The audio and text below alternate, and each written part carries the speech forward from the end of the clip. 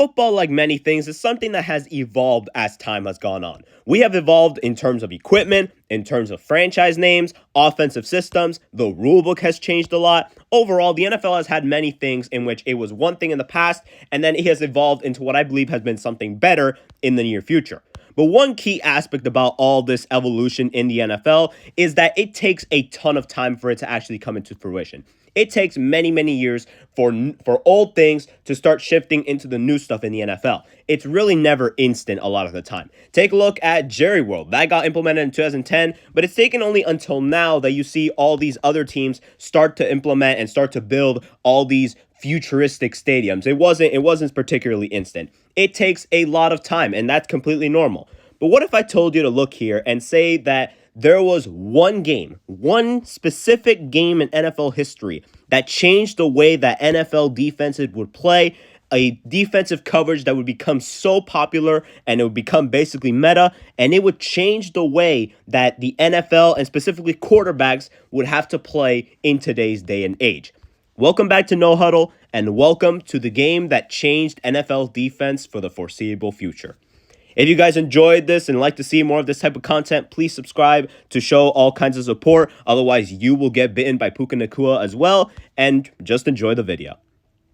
So before we talk about Super Bowl 55, I say we have to go back in time to the years prior to that matchup. That is 2018 to 2020. And specifically, we have to talk about the Kansas City Chiefs. Led by offensive guru Andy Reid and by new quarterback Patrick Mahomes, the Chiefs in 2018, they took over the NFL by storm with their insanely high-powered, air-centered offense. A speedster like Tyreek Hill took over NFL defenses. Travis Kelce was basically entering his prime, becoming the best tight end in the NFL. Add on other speedsters like McCole Hardman and Sammy Watkins, and overall, this Chiefs offense for those 3 years was basically a walking 30 points, and it led to a lot of success, not just in the division, but they were even able to win the Super Bowl in 2019 thanks to their high-powered offense. It seemed like no one was going to be able to stop them, and once again in 2020, they were as dominant as they were before. They easily made it back to the Super Bowl by trouncing the Bills, and overall, it seemed like no one was going to stop them because for these 3 years, really no one has been able to stop Patrick Mahomes and his insane arm just going over the top of defenses all the time. And in Super Bowl 55, their opponent would be none other than the Tampa Bay Buccaneers, led by Tom Brady and yada, yada, yada. We can talk about Tom Brady in another day and time. One specific thing that you have to know about this Tampa Bay team was that prior to the Super Bowl, they actually played each other in the regular season in Week 12. This was a game in which the Chiefs actually prevailed over Tampa Bay 27-24. And one interesting thing is that Patrick Mahomes and Tyreek Hill had absolute field days on the Tampa Bay defense. Tyreek Hill specifically had over 260 yards, had 3 touchdowns, had over 200 yards in just the first quarter alone. And his insane game-breaking speed and over-the-top ability made it so the Chiefs were very early favorites going into the Super Bowl because it looked like no one was going to be able to stop him. It felt like Tampa Bay didn't really have an answer. So now we get into Super Bowl 55. And how did it go, may you ask?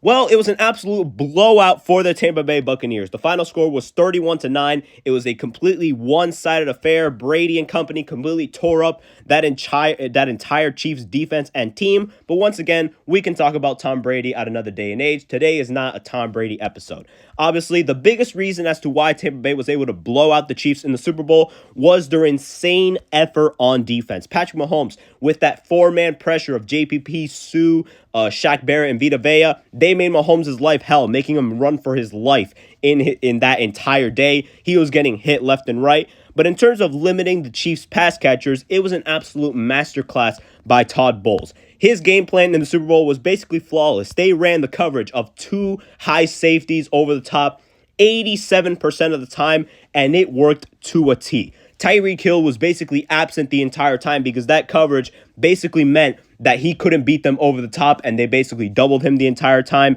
Again, he was basically absent in the Super Bowl. He rarely had any of an impact. And this propelled the Buccaneers to have an insane day on defense, limiting this Chiefs offense to only 9 points. Mahomes took the worst beating that he had ever had in his NFL career. That was maybe the worst game that he had ever played in his career. And now because of that two-man coverage that limited Tyreek Hill so much. It felt like now NFL teams had a blueprint as to how to stop this high-powered Patrick Mahomes-led offense. So now if we go back to the present, we look back at 2026, how has this affected the NFL today? Well, if we look at the Chiefs in 2021 and on, they actually struggled a little bit. Mahomes was in a little bit of the slump as now defenses were starting to implement that type of coverage every single time. And Mahomes was having a hard time adapting as it felt like he still wanted to have those deep plays, even though they weren't really there. Mahomes had to change his style of play a lot, and overall, he had to evolve into a way more safe and, I guess, smarter quarterback. Nowadays, he's kind of reverted into a screen/yak merchant. He's not really throwing the ball downfield, but overall, it has paid dividends. Mahomes has won an MVP in 2022. He's won 2 Super Bowls with that play style. And while we may not see that gunslinger 50 yards downfield Mahomes anymore, overall, he has turned into a, I guess, better and smarter player because of this evolution. But in terms of the other quarterbacks around the NFL, this too high safety type of coverage has overall negatively impacted a lot of these quarterbacks. You look at these passing yards leaders and you see that passing overall has declined a little bit. You're telling me Trevor Lawrence was number 6 in passing and he barely crossed over 4,000 yards?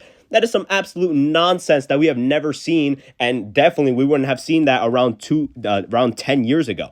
This type of coverage has basically limited the amount that quarterbacks have been able to throw downfield, because it's basically not a good idea to throw 30 yards downfield if there's a bunch of defenders up there.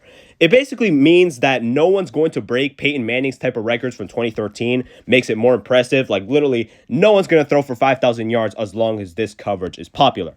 And one thing that this coverage has actually led to has been the rise in terms of running backs. We saw that the 2024 Eagles, they were so dominant offensively because Saquon Barkley was absolutely gashing every team for breakfast. And we saw that the Seahawks as well, they were able to win the Super Bowl. Even though Sam Darnold was good, they weren't really winning because of his arm. He ranked near the bottom in terms of passing attempts. They were able to dominate in the playoffs because Kenneth Walker turned into prime Barry Sanders, specifically in the Super Bowl, where he had an absolute field day.